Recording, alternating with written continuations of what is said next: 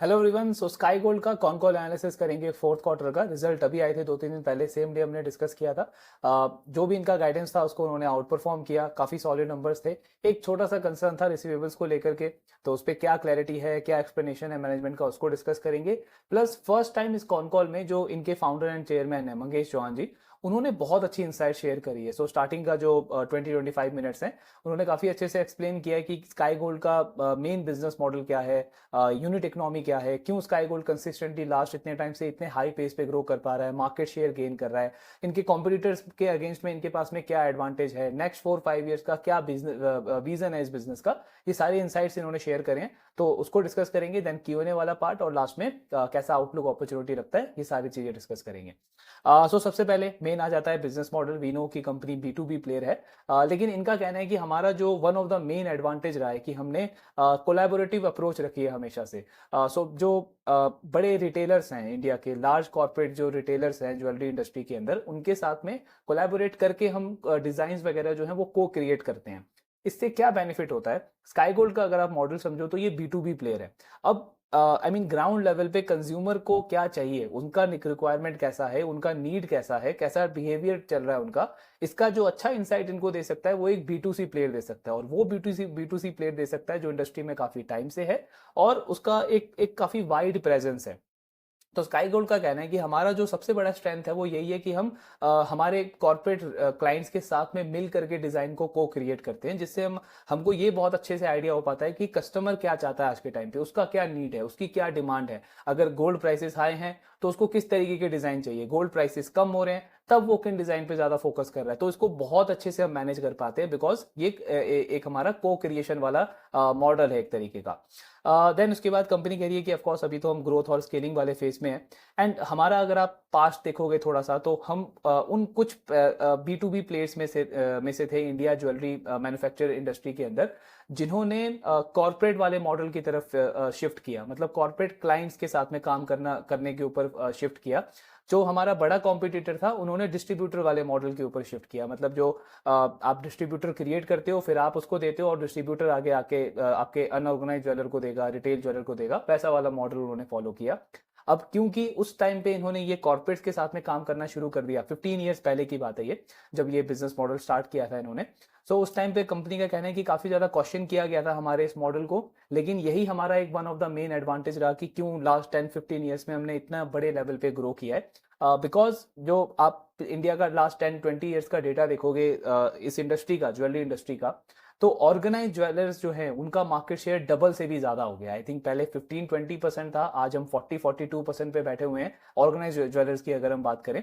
तो इनके main clients ही वही हैं। आज इंडिया का आप कोई भी ऑर्गेनाइज रिटेलर देखोगे वो स्काई गोल्ड का क्लाइंट है। तो वो क्यों हो पाया, बिकॉज स्टार्टिंग से ही कंपनी ने उस मॉडल पे फोकस किया, और एक तरीके से वो लूप बन जाता है। मतलब आप पहले से बड़े बड़े क्लाइंट्स के साथ में काम कर रहे हो, आपको एक्सपीरियंस हो गया, आपका स्किल एक तरीके से एनहांस हो गया। अब जो मार्केट में बाकी रिटेल ज्वेलर्स हैं वो भी यही प्रेफर कर रहे हैं कि हमको स्काई गोल्ड के साथ में ही काम करना है, जो भी हमारा डिजाइन है, जो भी हमारा ऑर्डर है, वो स्काई गोल्ड ही मैनेज करेगा।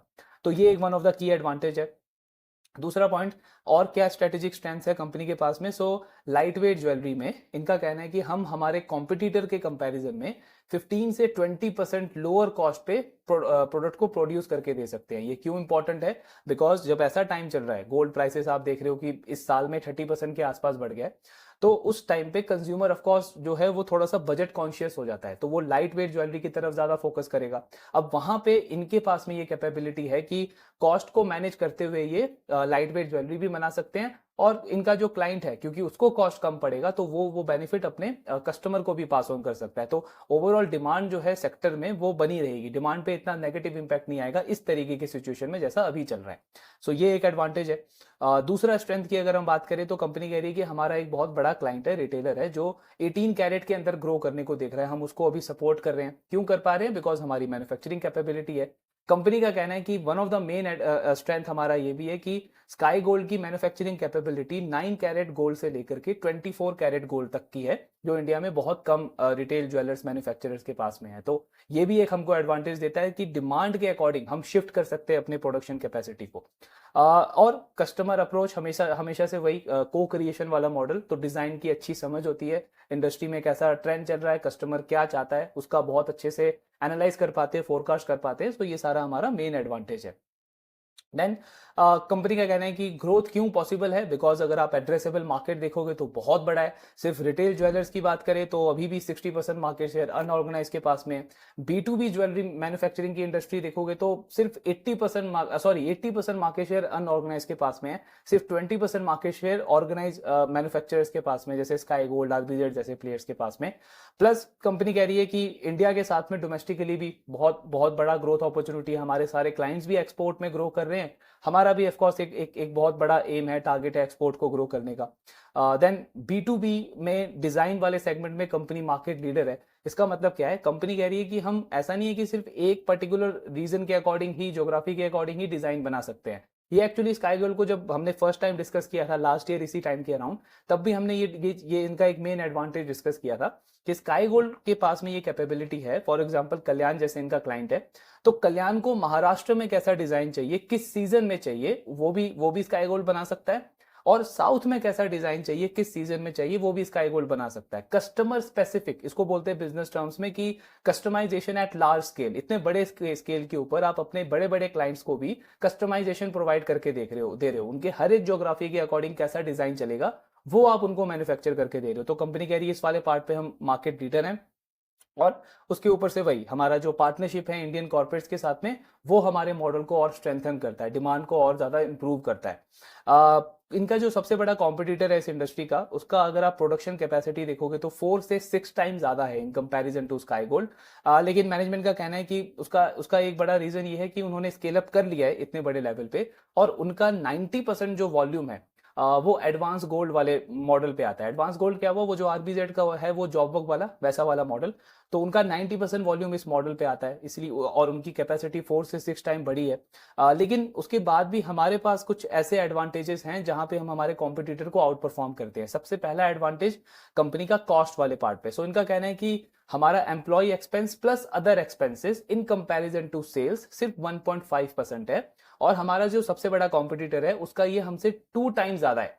पॉइंट ये है कि इनका जो एम्प्लॉय एक्सपेंस है और जो अदर एक्सपेंसेस हैं वो इनके सेल्स का सिर्फ 1.5% है, और मैनेजमेंट कह रहा है हमारा जो कॉम्पिटिटर है उसका 2 टाइम ज्यादा है। तो मतलब हमको कॉस्ट में सबसे बड़ा एडवांटेज है।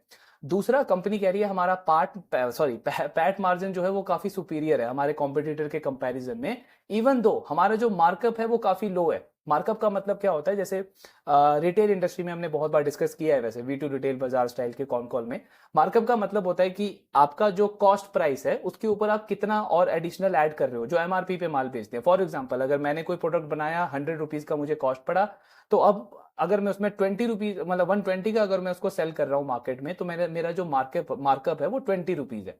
तो इनका जो मार्कअप है वो कम है, यानी अपने कॉस्ट के बाद में बहुत कम और एडिशन करता है, मार्कअप बहुत कम करता है स्काई गोल्ड। उसके बाद भी पैट मार्जिन इनके काफी अच्छे हैं इनके कॉम्पिटिटर के कंपैरिजन में। और लास्टली, कंपनी का टर्न अराउंड टाइम काफी फास्ट है। कंपनी कह रही है हमारा जो कॉम्पिटिटर है उसको आप पूरा टर्न अराउंड टाइम आप देखोगे तो 30 से 45 डेज है, हमारा 15 से 25 डेज है। तो ये सारे की एडवांटेजेस है हमारे पास में। और उसके ऊपर से जो हमने एक बड़ा गाइडेंस दिया है कि अपनी कैपेसिटी को एक्सपैंड करने को देख रहे हैं FY27 के बाद, तो तब तो हम इंडिया में सबसे बड़े ज्वेलरी मैन्युफैक्चरर बन जाएंगे। देन कंपनी ने लास्ट कुछ टाइम में काफी सारी एफिशिएंसीज बिल्ड करी है। तो पहले इनका गोल्ड लॉस बहुत होता था। गोल्ड लॉस का मतलब क्या हुआ, जब आप गोल्ड ज्वेलरी को जो डिजाइन करते हो, मैन्युफैक्चरिंग करते हो, तो काफी सारा वेस्टेज होता था। 1.5% गोल्ड लॉस होता था कंपनी का, उसको इन्होंने काफी सारे इंप्रूवमेंट करके सिर्फ 0.5% पे लेके आ गए आज के टाइम पे। प्लस कंपनी कह रही है ये और इंप्रूव होगा आने वाले टाइम में, तो ये एक और स्ट्रेंथ है कंपनी का। एंड दूसरा पॉइंट, कंपनी कह रही है आज स्काई गोल्ड जो है वो एक इन्फ्लेक्शन पॉइंट के ऊपर है। यहां से हमारे पास मार्केट शेयर गेन करने का अपॉर्चुनिटी है अनऑर्गेनाइज प्लेयर्स के अगेंस्ट भी, और जो इंडस्ट्री के लार्ज ऑर्गेनाइज प्लेयर्स हैं उनके अगेंस्ट भी। और इसी को करने के लिए हम इतना बड़ा एक्सपेंशन कर रहे हैं। 1 टन की कैपेसिटी को 4 टन करने को देख रहे हैं नेक्स्ट 2-3 ईयर्स के अंदर। देन डिजाइन बैंक काफी स्ट्रांग है कंपनी का। डिजाइन बैंक का मतलब क्या है, मैनेजमेंट का कहना है कि हमने लास्ट कुछ ईयर्स में बहुत साइलेंटली हमारी जो डिजाइन टीम है उसको काफी ज्यादा स्ट्रेंथन किया है। 110 से ज्यादा एम्प्लॉयज प्लस फ्रीलांसर्स है कंपनी के पास में जो डिजाइन के ऊपर काम करती है। इन्होंने मुंबई में अंधेरी में अभी अभी एक अपना डिजाइन स्टूडियो ओपन किया है। सो इनका कहना है जैसे मुंबई में बीकेसी को फाइनेंशियल हब माना जाता है, वैसे जो आपका अंधेरी है वो ज्वेलरी डिजाइन का हार्ट है। और हमारे कई सारे जो हाई प्रोफाइल डिजाइनर्स हैं वो प्रेफर नहीं करते थे कि इतना लॉन्ग डिस्टेंस करके उनको हमारे मैन्युफैक्चरिंग फैसिलिटी में आना पड़े। तो उनके लिए ये बहुत कन्वीनियंस है कि वहाँ डिजाइन स्टूडियो में आके उनके उनके पास में कम ट्रेवल टाइम लगता है, तो वहाँ पे वो ये मैन्युफैक्चरिंग वगैरह करते हैं।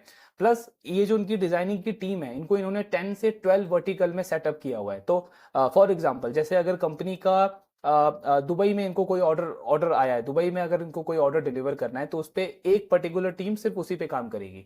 मलेशिया के लिए अगर कोई कंपनी ग्रो करने को देख रही है तो एक पर्टिकुलर टीम उस पर काम करेगी। तो मतलब product specific, category specific company ने अपनी टीम्स को यहाँ पे स्प्लिट किया हुआ है। देन उसके बाद कंपनी की आई मीन अभी रिसेंटली अगर आप देखोगे तो कंपनी ने काफी सारे एक्सपीरियंस प्लेयर्स को भी हायर किया है, एक्सपीरियंस प्रोफेशनल्स को हायर किया है। तो एक्चुअली स्काई गोल्ड को अगर आप देखोगे तो वैसे तो अभी भी ये स्मॉल कैप कंपनी है, छोटी कंपनी है, लेकिन अब ये कंपनी धीरे धीरे एक जो बड़ी प्रोफेशनल कॉर्पोरेट कंपनी हम बोलते हैं उस तरीके के बिहेवियर में, उस तरीके का एटीट्यूड कंपनियां फॉलो कर रही है। जैसे आप किसी बड़ी कंपनी का अगर कॉन कॉल अटेंड करोगे तो आप देखोगे कि वहां पे हर एक डिपार्टमेंट का एक पर्टिकुलर हेड होता है। ऑपरेशन का एक हेड होगा, फाइनेंस का एक हेड होगा, आपका सेल्स का एक हेड होगा, स्ट्रेटेजिक पार्ट पे सीईओ अपना व्यू देगा। सो सेम चीज इन्होंने भी करी है इस कॉन कॉल में। जो इन्होंने नए लीडर्स को हायर किया है उनको इन्होंने इंट्रोड्यूस किया। तो जैसे इन्होंने सबसे पहले एक आकाश तालेसा है, उनको हायर किया है। सो कंपनी का कहना है कि इनको बहुत बड़ा एक्सपीरियंस है इस इंडस्ट्री का, और ये हमारा जो मेन काम करेंगे, एक तो सेल्स को और ग्रो करने में हेल्प करेंगे, एक्सपोर्ट का सेल्स और ग्रो करने में हेल्प करेंगे। दूसरा, हमारा जो एडवांस्ड गोल्ड का जो रेवेन्यू शेयर है उसको इंक्रीज करेंगे, वो जो जॉब वर्क वाला डिवीजन है उसको ग्रो करने में हेल्प करेंगे। फिर इन्होंने ऑपरेशन हेड हायर किए हैं जिनको काफी ज्यादा एक्सपीरियंस है, वो 18 कैरेट वाले सेगमेंट में कंपनी को ग्रो करने में हेल्प करेंगे। एक और पर्सन इन्होंने हायर किया है जिनको टाइटन में 13 ईयर्स का एक्सपीरियंस है, प्लस और भी कंपनीज में उन्होंने काम किया है। वो कंपनी की प्रोडक्टिविटी को इंप्रूव करने में फोकस करेंगे। एंड एक्चुअली जो गोल्ड वेस्टेज हुआ है वो इन्हीं सारे एफर्ट्स की वजह से कम हुआ है कंपनी का। देन एक सिद्धार्थ, एक और इन्होंने पर्सन हायर किया है जो फाइनेंस वाले डिपार्टमेंट को हेड करेंगे, और ये मेनली कंपनी को जीएमएल वाले पार्ट पे कैसे अच्छे से यूटिलाइज किया जाए, जीएमएल का शेयर कैसे इंक्रीज किया जाए, इन सब चीजों में इनको हेल्प करेंगे। तो ये पूरा एक्चुअली इनका स्ट्रेटेजिक पार्ट था, इनसाइट्स था जो मैनेजमेंट ने शेयर किया। अब फोकस करते हैं कंपनी के क्यूएनए वाले पार्ट के ऊपर, क्या मेन चीजें हैं। तो सबसे पहले तो आ जाता है इनका जो हमने रिजल्ट में डिस्कस किया था कि रिसीवेबल्स क्यों इतने ज्यादा इंक्रीज हो गए। एंड एक्चुअली में अगर आप देखो तो आंसर वही है जो ऑलरेडी एक्सपेक्टेड था, कि आपका जो अक्षय तृतीया है वो इस बार प्रीपोन हो गया। लास्ट ईयर अक्षय तृतीया मई में था, इस बार आपका अप्रैल में था। अक्षय तृतीया ज्वेलरी कंपनीज के लिए बहुत इंपॉर्टेंट होता है। जैसे अगर आप पीएन गडगिल को देखोगे तो उन्होंने क्या बोला कि अप्रैल हमारा पूरा फ्लैट गया, लेकिन सिर्फ अक्षय तृतीया वाले दिन पे हमारा जो सेल्स ग्रोथ है वो 25-30% का आया। आरबीजेड ने भी सेम बोला कि Q1 अभी तक वीक गया है, डिमांड अच्छी नहीं है, लेकिन अक्षय तृतीया में सेल्स अच्छी आई है। तो ये अक्षय तृतीया एक बहुत बड़ा ओकेशन होता है इन कंपनीज के लिए। और इस स्काई गोल्ड ने क्या किया, अपने सेल्स को टारगेट को पुश करने के लिए, मार्च का जो उनका सेल्स टारगेट था उसको पुश करने के लिए, प्लस गोल्ड के प्राइसेस ऑलरेडी काफी हाई थे, तो इन्होंने कॉर्पोरेट को एक और थोड़ा सा बेनिफिट दिया कि जो उनकी नॉर्मल पेमेंट टर्म्स है उस पे 7 से 10 डेज का और एडिशनल डिले के साथ में आप हमको पेमेंट कर सकते हो, बिकॉज गोल्ड के प्राइसेस हाई थे, इनको अपना भी ग्रोथ गाइडेंस पूरा करना था।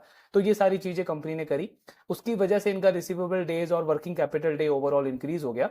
कंपनी कह रही है अप्रैल में अभी ये ऑलरेडी इंप्रूव हो चुका है, हमारा जो वर्किंग कैपिटल डे 72 चला गया था, अभी 60 डेज आ गया है। और FY26 में हमारा टारगेट है कि इसको 50 से 55 डेज के अंदर लेकर के आएंगे। प्लस ये पूरा जो इन्होंने इनसाइट दिया जो स्टार्टिंग वाला ओपनिंग रिमार्क्स में, उनमें जितने भी ये अलग अलग डिपार्टमेंट्स के हेड थे, सब ने ये एक चीज कॉमन बोला ही है कि हमारा मेन एफर्ट इस चीज के ऊपर रहेगा कि कंपनी का वर्किंग कैपिटल और कैसे इंप्रूव कर सकते हैं, और आई मीन कैश वगैरह, कैश फ्लो जो वगैरह है उसको और कैसे अच्छे से यूज किया जा सकता है। तो सबका मेन फोकस है ये। Then advance gold volume company का FY25 में 5% के आसपास है, Q1 जो अभी तक चल रहा है उसमें भी 5% के आसपास है। मैनेजमेंट का टारगेट है कि इसको FY26 के एंड तक 7.5% तक लेकर के आएंगे, FY27 तक इसको 10% तक लेकर के आएंगे, और FY2030 तक इसको 30% तक लेकर के आएंगे, टोटल वॉल्यूम का 30%।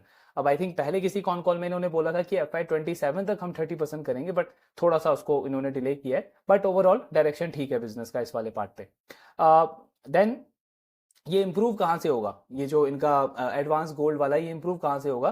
तो एक तो इन्होंने कैरेट लेन को ऑनबोर्ड किया था। तो कैरेट लेन पहले इनके साथ में सिर्फ 2 kg का वॉल्यूम करता था, आज के टाइम पे वो 10 to 15 kg का वॉल्यूम करता है। तो एक चीज हमको ये भी दिखाता है कि कैरेट लेन टाइटन का ब्रांड है, एंड आई मीन टाइटन इतना बड़ा कंपनी, अब उन्होंने अपना जो ऑर्डर साइज है वो ऑलमोस्ट 5 to 7x इंक्रीज कर दिया स्काई गोल्ड के साथ में।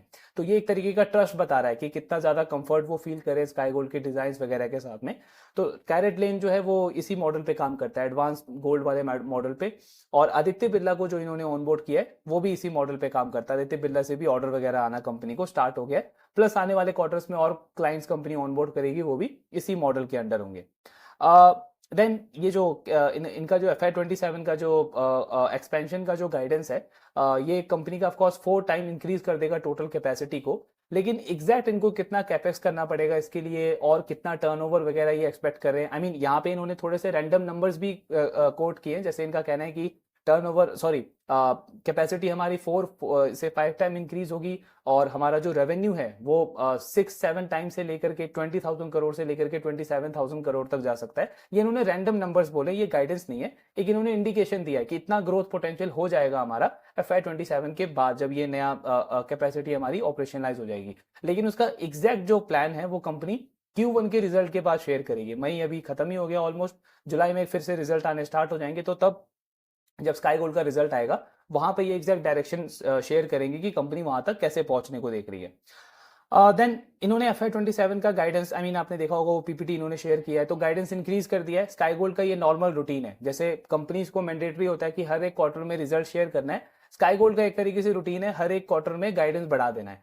तो पहले 70-100 करोड़ का गाइडेंस था कंपनी का FY27 के लिए, इस क्वार्टर में उसको फिर से बढ़ा दिया, 7600 करोड़ कर दिया है FY27 तक के लिए। और बहुत हाई चांस है कि Q1 में फिर से रिजल्ट आएगा, कंपनी फिर से गाइडेंस बढ़ा देगी, बिकॉज कुछ जो इन्होंने अभी एक्विजिशंस करे हैं, क्लाइंट ऑनबोर्ड किया है, एक कंपनी को और एक्वायर किया है, उसका गाइडेंस इसमें इंक्लूडेड नहीं है। अच्छी चीज क्या है कि ये जो FY27 का इन्होंने गाइडेंस दिया है 7600 करोड़ का, इसमें ये कंजर्वेटिव इन्होंने व्यू लिया है। गोल्ड प्राइस जो है इसमें कंपनी ने 90,000 ही लिया है, 90,000 एक्सपेक्ट किया है। इनका कहना है कि गोल्ड के प्राइसेस ऑलरेडी इतने ज्यादा इंक्रीज हो गए हैं, तो हमारा मानना ये है कि थोड़ा कंसोलिडेशन होगा, और ऑन अ कंजर्वेटिव बेसिस हमने नेक्स्ट 2 ईयर्स के लिए सिर्फ 90,000 का बेस प्राइस दिया है, उसके बेसिस पे ये गाइडेंस दिया है कंपनी ने। देन वही जो नई कंपनी अभी एक्वायर हुई है उसका अभी इन्होंने इसमें इसमें कोई गाइडेंस दिया नहीं है। हालांकि उनका अगर आप रेवेन्यू पोटेंशियल भी देखोगे, जो इन्होंने एक्विजिशन के साथ में एक अपडेट दिया था, तो 83 करोड़ के आसपास मैक्सिमम रेवेन्यू उससे एक्सपेक्टेड है FY27 तक। 3 टाइम ग्रोथ होगा, लेकिन उसका बेस छोटा है, और प्रॉफिट में आई थिंक 42-43 करोड़ का गाइडेंस था। तो 7600 करोड़ का रेवेन्यू 7700 करोड़ हो जाएगा इस कंपनी के एक्वायर होने से, और पैट कंपनी का शायद में भी 400 करोड़ के आसपास हो जाएगा। तो ये ओवरऑल गाइडेंस बनता है। देन GML वाले पार्ट पे आई मीन जब ये टैरिफ वगैरह आपका चल रहा था तो गोल्ड के प्राइसेस काफी इंक्रीज हो गए थे, GML पे जो इंटरेस्ट रेट है वो भी इंक्रीज हुआ था। बहुत सारे लोगों से आप सुनोगे उस टाइम पे अननेसेसरी काफी ज्यादा इस चीज को पॉपुलराइज किया जा रहा था कि गोल्ड कंपनीज या ज्वेलरी कंपनीज का जो बुल रन था या जो टेलविंड था वो खत्म हो चुका है, सारे बिजनेसेस यहाँ से खराब करने स्टार्ट कर जाएंगे। इसीलिए हम बार बार डिस्कस करते हैं कि जब तक मैनेजमेंट से कोई एग्जैक्ट हमको कमेंट्री नहीं मिलता, ये अननेसेसरी मैक्रो लेवल पे क्या चल रहा है उस पे रिएक्ट करना आई मीन एक तरीके से डिस्ट्रैक्शन जैसा है। सो यहाँ पे आई मीन अगर आप कल्याण को देखोगे, गाडगिल को देखोगे, सेनको को देखोगे, जितने भी प्लेयर्स हैं, किसी ने भी ये चीज को बोला ही नहीं कि GML की वजह से कोई बहुत ज्यादा इंपैक्ट पड़ा प्रॉफिटेबिलिटी के ऊपर।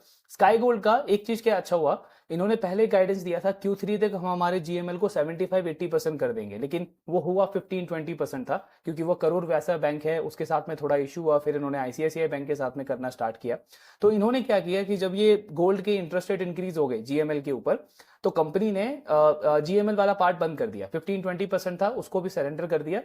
अब इनका कहना है कि जो इंटरेस्ट रेट है वो कम होते जा रहे हैं, बीच में 8-9% तक चले गए थे, अभी जो है वो 4-5% के बीच में आ गया है, और हमको ऐसा बताया जा रहा है कि नेक्स्ट 1 मंथ तक ये और कम हो जाएगा, 3.5-3.75% तक आ जाएगा। तो हम हमारा GML 80 से 85% तक लेके जाने का टारगेट कर रहे हैं FY26 के अंदर। अब ये एकदम से नहीं जाएगा, Q1 में 15-20% होगा, फिर 30-40% होगा, तो by the end of FY26 80 से 85% जो हमारा पोर्टफोलियो है वो GML के अंडर हो जाएगा। ये कंपनी का गाइडेंस है। देन उसके बाद अगर हम कंपनी का एक्सपेंशन प्लान देखें, अगेन वही 4x से कंपनी एक्सपैंड करने को देख रही है। एक्सपोर्ट वाले सेगमेंट में इनको एक जो ऑर्डर मिला था 200 केजी का पर वॉल्यूम का, तो वो एक मलेशिया का एक क्लाइंट है जिसको इन्होंने पूरा डिस्ट्रीब्यूटर, मलेशिया का पूरा होलसेल डिस्ट्रीब्यूटर उनको दिया है मैनेज करने को। उन्होंने इनके प्लांट में, फैसिलिटी में विजिट किया, उनको बहुत अच्छा लगा इनका एक्सपेंशन और टेक्निक वगैरह। सो वो इनका एक क्लाइंट बन चुका है एक तरीके से। अभी इनका जो वॉल्यूम है वो 60 केजी जा रहा है पर मंथ बेसिस पे। इनका कहना है मार्च एंड तक हमारा जो एवरेज है वो 200 केजी तक आ जाएगा। देन कंपनी एक और चीज कर रही है, ये इनका कहना है इंडिया में जो हम गोल्ड का प्रोक्योरमेंट करते हैं तो एक तो बैंक्स जो हैं वो $4-5 का एडिशनल प्रीमियम चार्ज करते हैं, और दुबई से अगर हम गोल्ड को प्रोक्योर करें तो हमारा $10 और बचेगा उसके ऊपर, तो टोटल बेनिफिट हमको $15 का मिल जाएगा। बिकॉज दुबई एक तरीके से सप्लाई बहुत ज्यादा है, वहां पे हर एक कंट्री से गोल्ड आता है। तो कंपनी दुबई में एक ऑफिस सेटअप कर रही है जहां से ये पहले गोल्ड को प्रोक्योर करेंगे, फिर उसको अपने मुंबई फैक्ट्री में भेजेंगे और उसके बाद ये ज्वेलरी डिजाइनिंग मैन्युफैक्चर करके अपने क्लाइंट को सप्लाई करेंगे। इसमें एक और बेनिफिट क्या मिलेगा स्काई गोल्ड को कि क्योंकि इनका खुद का कॉस्ट $15 कम पड़ेगा, तो अपने जो क्लाइंटों को देते हैं ये कैरेट लेन, पीएन गडगिल वगैरह, इनको भी कम कम रेट पे वो पास ऑन करेंगे, वो बेनिफिट पास ऑन करेंगे। सो अगेन इनके क्लाइंट्स के पास में भी एक और रीजन ऐड ऑन हो जाएगा कि क्यों वो स्काई गोल्ड को प्रेफर करे बाकी वेंडर्स के कंपैरिजन में। तो ये कंपनी का स्ट्रेटेजी है जिससे और क्लाइंट ऑनबोर्ड होगा और एग्जिस्टिंग क्लाइंट का और वॉलेट शेयर कंपनी गेन करेगी। इस चीज के लिए इन्होंने एक्सपोर्ट में 2 पर्सन्स को हायर किया है दुबई के अंदर, जिनका कलेक्टिव एक्सपीरियंस 20 से 30 इयर्स का है, और दोनों ने 500 से 600 केजी का जो गोल्ड है वो मैनेज किया हुआ है। सो एक को इस यूएई मार्केट में काफी अच्छा एक्सपीरियंस है, दूसरे को ऑस्ट्रेलिया कनाडा मार्केट में काफी अच्छा एक्सपीरियंस है। तो ये इनको हेल्प करेंगे एक्सपोर्ट वाले सेगमेंट को ग्रो करने में। एक्सपोर्ट का अगर आप रेवेन्यू देखोगे तो अभी 8% है इनका पूरे FY25 के अंदर। मैनेजमेंट कह रहा है FY27 तक इसको हम आई थिंक 20% तक लेके जाना चाहते हैं, तो इसमें भी काफी अच्छा ग्रोथ कंपनी एक्सपेक्ट कर रही है। देन न्यू कस्टमर एडिशन, सो ये भी एक तरीके का रूटीन है स्काई गोल्ड का, क्वार्टरली रिजल्ट अनाउंस करना है, गाइडेंस बढ़ाना है, और अगला रूटीन है कंपनी का क्लाइंट नया बड़ा ऑनबोर्ड करते जाना है। पहले इन्होंने कैरेट लेन को ऑनबोर्ड किया, फिर पीएन गाडगिल को ऑनबोर्ड किया, फिर आदित्य बिरला को ऑनबोर्ड किया। अब इस क्वार्टर में कंपनी ने रिलायंस को भी ऑनबोर्ड कर लिया है, अभी उनके साथ एग्रीमेंट वगैरह चल रहा है, बहुत जल्दी उनसे भी ऑर्डर आना स्टार्ट हो जाएगा। प्लस स्काई गोल्ड कह रहा है कि इंडिया का कोई भी छोटा ज्वेलर हो या मीडियम साइज ज्वेलर हो, सबको एक्वायर कर लेंगे हम। सो हैदराबाद में इनके कोई पीएमजे ज्वेलर्स करके कोई कंपनी है जिनके 50 स्टोर्स है हैदराबाद में, उनको इन्होंने एक्वायर कर दिया है, और ये कंपनी उनके साथ में 24 कैरेट वाले मॉडल के ऊपर काम कर रही है। इनका कहना है चाइना से अभी तक ये डिजाइन ज्यादातर आते हैं, तो हम इस चीज को कर रहे हैं, इंडिया में लेके आ रहे हैं, एक यूनिक डिजाइन लेकर के आ रहे हैं। 24 कैरेट पे कंपनी काम कर रही है उनके साथ में। प्लस हैदराबाद का एक और प्लेयर है मुरे ज्वेलरी करके नाम है कंपनी का, उनके 12 स्टोर्स हैं। सो कंपनी ने उनको भी ऑनबोर्ड कर लिया है अपने मॉडल के अंदर। एंड इनका कहना है कि मिड साइज कॉर्पोरेट हो या स्मॉल साइज कॉर्पोरेट हो, मिड साइज कॉर्पोरेट में अगर किसी का 20 से 30 स्टोर है और वो नेक्स्ट कुछ टाइम में 40-50 स्टोर तक जाना चाहता है, उसको भी हम एक्वायर करेंगे। स्मॉल साइज कॉर्पोरेट में अगर किसी के पास 2 से 5 स्टोर्स हैं और वो 7 से 10 स्टोर्स तक पहुंचना चाहता है, तो उसको भी हम ऑनबोर्ड करेंगे। प्लस कंपनी कह रही है अनऑर्गेनाइज मार्केट को भी नहीं छोड़ेंगे। अनऑर्गेनाइज मार्केट के लिए भी एक न्यू टेक्निक लेकर के आ रहे हैं, न्यू स्ट्रेटेजी लेकर के आ रहे हैं कि जो अनऑर्गेनाइज ज्वेलर्स होते हैं आपके, वो मोस्टली डिस्ट्रीब्यूटर से परचेज करते हैं। तो कंपनी क्या कह रही है, उनके लिए हम यूनिक डिजाइन लेकर के आएंगे जो हमारे ऑर्गेनाइज रिटेल ज्वेलर्स के पास में नहीं होगा। सो उनके लिए हम यूनिक डिजाइन लेकर के आएंगे, एंड वहां से उनका क्योंकि अगर आप देखोगे इंडिया में 9 लाख करोड़ का जो ज्वेलरी का मार्केट है वो अनऑर्गेनाइज ज्वेलर्स के पास में है, 5-6 लाख करोड़ का जो ज्वेलरी मार्केट है वो ऑर्गेनाइज प्लेयर्स के पास में है। तो कंपनी कह रही है कि उस वाले स्कोप को भी हम छोड़ेंगे नहीं, उसके लिए भी हमने कुछ पर्सन्स को हायर किया है एंड उसको भी केटर करेंगे, बिकॉज वो अभी तक डिस्ट्रीब्यूटर्स वगैरह से परचेज करते हैं, डायरेक्ट उनके पास में इसका सोर्सिंग नहीं है। हम उनको यूनिक डिजाइन देंगे जिससे उनका भी बिजनेस ग्रो करेगा, एंड ऑफकोर्स वो भी एक और ग्रोथ एवेन्यू होगा हमारे लिए। कैश फ्लो का गाइडेंस मेंटेन है, FY27 तक कंपनी का कैश फ्लो इंप्रूव पॉजिटिव हो जाएगा। एंड कैसे पॉजिटिव होगा, वही जो हमने पहले भी डिस्कस किया था कि एडवांस वॉल्यूम, यानी जो क्लाइंट आपको एडवांस में दे रहा है वो वाला शेयर ग्रो करेगा। दूसरा कंपनी का एक्सपोर्ट का रेवेन्यू ग्रो करेगा जिसमें रिसीवेबल्स ऑलरेडी कम होते हैं। सो ये 2 मेन लीवर हैं जिससे कंपनी का कैश फ्लो इंप्रूव होगा। एक्सपोर्ट में कंपनी इतना अच्छा ग्रोथ देख रही है, तो क्या आगे चल के एक्सपोर्ट का रेवेन्यू शेयर ज्यादा हो सकता है? मैनेजमेंट का कहना है ऐसा बिल्कुल कोई हमारा लॉजिक ही नहीं है, कुछ ऐसा टारगेट नहीं है, बिकॉज इंडिया में 140 करोड़ का पॉपुलेशन है, 60% मार्केट अभी भी अनऑर्गेनाइज प्लेयर्स के पास में है, पूरी इंडस्ट्री हाई डबल डिजिट पे ग्रो कर रही है, छोटा छोटा रिटेलर मतलब डबल करने को देख रहा है अपने स्टोर को, तो हम क्यों अननेसेसरी एक्सपोर्ट पे फोकस ज्यादा करेंगे। एक्सपोर्ट आगे चल के हमारा मैक्सिमम 20-25% तक हो सकता है, लेकिन मेन की फोकस अभी इंडिया मार्केट पे ही रहने वाला है। एक्सपोर्ट में डिजाइन कहाँ से आएंगे, तो कंपनी का कहना है साउथ इंडिया में जो डिजाइन चल रहा है वो एक्सपोर्ट में काफी अच्छा करता है, और हमारी एक स्पेशलाइजेशन है साउथ इंडियन ज्वेलरी डिजाइन को लेकर के। सो वहां पे जो इंटरनेशनल मार्केट में जो रिटेलर्स होंगे, जो लोकल रिटेलर्स होंगे, सेम हम वही काम करेंगे जो हमने इंडियन कॉर्पोरेट्स के साथ में किया, मतलब उनके साथ में मिलकर को क्रिएट करेंगे डिजाइन को, और ये कंट्री स्पेसिफिक होगा। जैसे यहाँ पे करते हैं, कल्याण को महाराष्ट्र में चाहिए तो उसके उसके अकॉर्डिंग डिजाइन दिया, साउथ में चाहिए तो उसके अकॉर्डिंग डिजाइन दिया। वैसे ही इंटरनेशनल मार्केट में दुबई में अगर सेल कर रहे हैं तो वहां पे क्या डिजाइन चल रहा है उसके उसके अकॉर्डिंग डिजाइन बनाएगी। अगर मलेशिया में कर रहे हैं वहां पे कैसा डिजाइन चल रहा है उसके अकॉर्डिंग कंपनी बनाएगी, को क्रिएट करेगी वहां के रिटेलर्स के साथ में।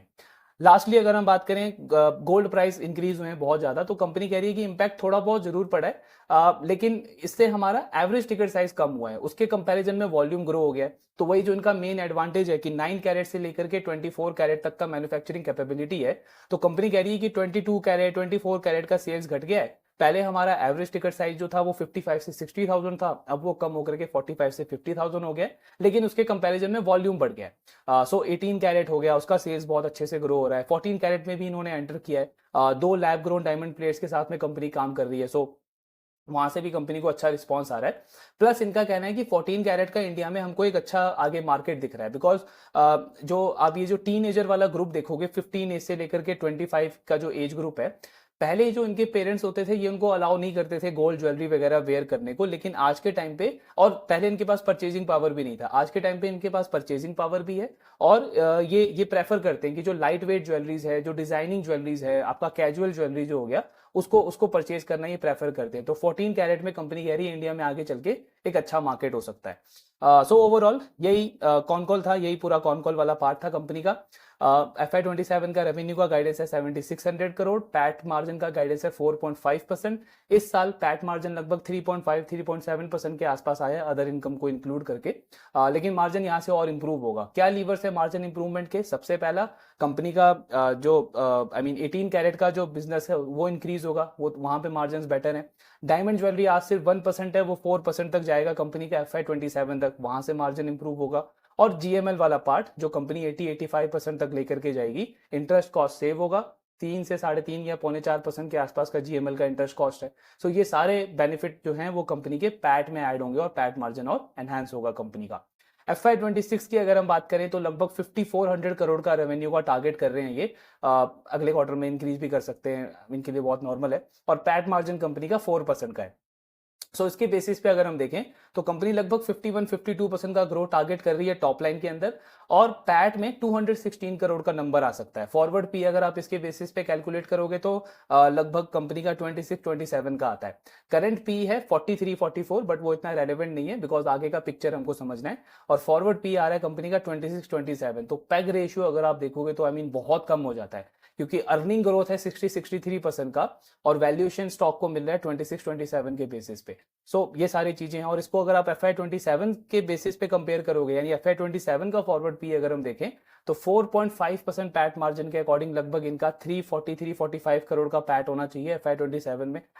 बट वो डिस्कस करने का कोई पॉइंट नहीं है, ये अगले क्वार्टर में फिर गाइडेंस इंक्रीज कर देंगे, खुद बोला है इन्होंने, बहुत हाई चांस है वो इंक्रीज, अभी तो काफी सारी चीजों का इन्होंने गाइडेंस ऐड ही नहीं किया। सो FY26 के बेसिस पे ही देखना सही है अभी, और फॉरवर्ड पी कंपनी का 26-27 का आ रहा है। तो समझ में आ रहा है हमको कि कितना बड़ा स्कोप है यहाँ से री रेटिंग का, जिस अकॉर्डिंग कंपनी का एग्जीक्यूशन चल रहा है, ग्रोथ चल रहा है, आगे का गाइडेंस है। बस एक चीज का हमको मेन फोकस रखना है कि इमोशनली बायस नहीं होना है किसी भी बिजनेस के साथ में, किसी भी स्टॉक के साथ में। ट्रैकिंग इंपॉर्टेंट है, और जैसे बिजनेस का परफॉर्मेंस चल रहा है उसके अकॉर्डिंग हमको डिसीजन लेना है। ऐसा बिल्कुल नहीं है कि जो बिजनेस आज अच्छा कर रहा है वो हमेशा अच्छा करता रहेगा। बिजनेस में चेंजेस बहुत जल्दी होती है, चीजें काफी जल्दी चेंज होती है, तो वो फ्लेक्सिबिलिटी हमेशा रखनी है। इमोशनली स्टक नहीं होना किसी भी स्टॉक, किसी भी बिजनेस के साथ में। हाँ, जब तक वो बिजनेस अच्छा कर रहा है तब तक उसको रिवॉर्ड करना है, इसका स्कोप ऑफकोर्स अभी काफी अच्छा लगता है। बाकी ट्रैकिंग कंटिन्यू रखेंगे, आपके जो भी डाउट्स है शेयर करते रहिए। Thank you very much.